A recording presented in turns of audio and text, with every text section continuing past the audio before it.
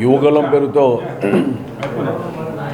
తన గలాన్ని అనేక సందర్భాల్లో అనేక ప్రాంతాల్లో వందల సభల్లో రాష్ట్ర వ్యాప్తంగా వీలైనంత మేర తన గలాన్ని వినిపించి యువకుల్లో చైతన్యం, సమాజంలో ఆలోచన, స్థానికంగా అక్కడ ఉన్నటువంటి శాసనసభల యొక్క అవినీతి పలు అంశాల మీద బహిర్గతం చేసి పార్టీకి కొంత జీవం పోవడానికి ప్రయత్నం చేసినటువంటి నారా లోకేష్ ఆనాటి నవగలం యువగలం పాదయాత్ర ఒక సాహసోతమైన నిర్ణయం.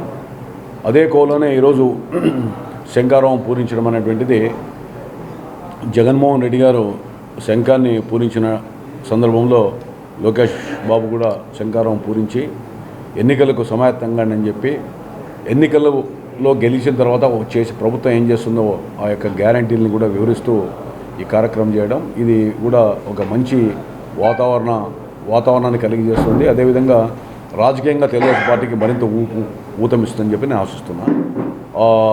కార్యక్రమం ఆనాడు లాగా ఎన్నో అడ్డంకులు, పోలీసులుగా పర్మిషన్స్ కానీ, రాజకీయ పార్టీలు అధికార పార్టీ యొక్క దురాగతాలు, అదేవిధంగా ప్రతి చోట అడ్డు చెప్పడం, వాటిని అన్ని అధిగమించి సక్సెస్ చేశాడు. ఈ కార్యక్రమం కూడా మరింతగా విజయవంతం అవుతుందని ఆశిస్తున్నాను.